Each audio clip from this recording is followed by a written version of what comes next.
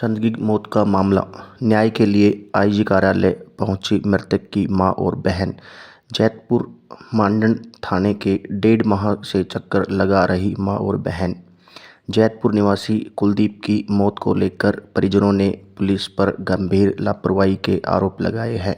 मृतक की बहन बबली एवं माता सीता का कहना है कि कुलदीप की 2 नवंबर 2025 को हुई मौत को पुलिस सड़क दुर्घटना बता रही है, जबकि परिजन इसे साजिश के तहत की हत्या बता रहे हैं।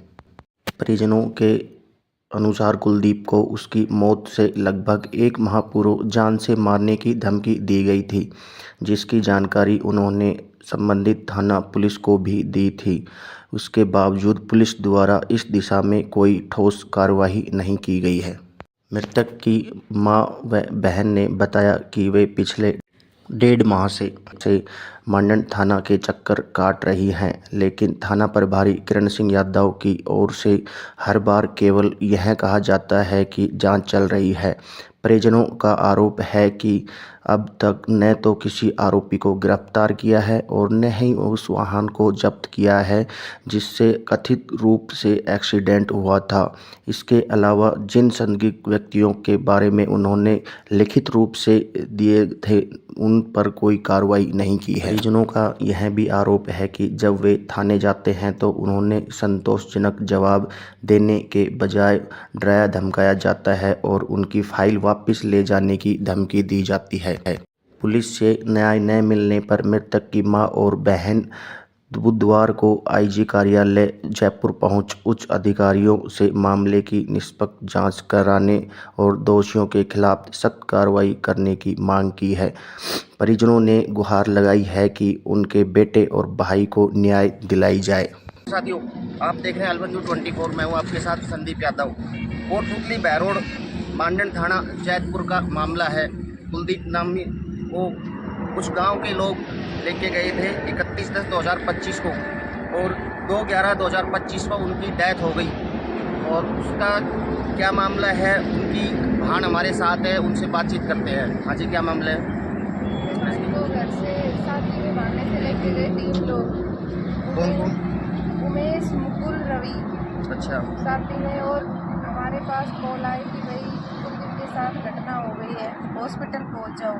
हम हॉस्पिटल पहुंचे तो मेरे भाई बिल्कुल होश में नहीं थे। सीधा उसको रेवाड़ी में इलाज करवाया, नारनौल लेके गए।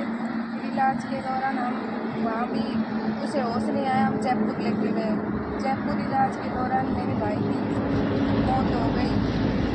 वो क्या आश्वासन दिया है सचिव ने? थाना में हम जाते हैं तो ये बोलते हैं जी हम कर रहे हैं तफ्तीश, वो कुछ भी नहीं कर रहे। वो कहते हैं एक्सीडेंट केस है। एक्सीडेंट केस नहीं है। मेरे भाई को धमकी दी गई थी उसकी धमकी दी गई थी कि मेरे को लगता है इसका मर्डर हुआ है। इसका मर्डर हुआ है। किसने मारा हमें शक भी है, वैसे भी हमें पता है इस चीज का किसने मारा। हमारे साथ है कुलदीप के जीजा जी। हम उनसे बात करते हैं कि क्या था पूरा मामला।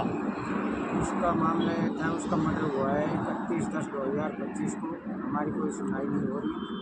हम एसपी, डीएसपी और मांडन थाना में 1.5 महीना से गुहार लगाने हैं। बाकी उन्होंने क्या कहा कि ये मर्डर केस नहीं, एक्सीडेंट केस है, कोई तफ्तीश कोई कार्रवाई नहीं हो रही है। 1.5 महीना होगा। आज हम इस मुकाम पर पहुँचे कि आज आईजी के पास हम जयपुर आए हैं। आईजी को कि हमारे कोई इससे वो नहीं हुआ है, इसलिए हमें न्याय दिलाया जाए। इससे पहले इसका पिताजी को भी यही हुआ था, यही कहानी हुई थी जब हम बच्चे थे, पता नहीं था इतना। और बाकी अब ये बच्चे के लिए हम न्याय चाहते हैं। एसएचओ क्या कह रहा है मांडन वाला? वो ये कह रहा है कि भाई ये एक्सीडेंट केस है, एक्सीडेंट केस है, आप अगर ज़्यादा वो करते हो तो कहीं भी फाइल ले जा सकते हो, धमकी देता है। एक्सीडेंट केस में कोई गाड़ी वगैरह या किससे हुआ था कुछ बताया?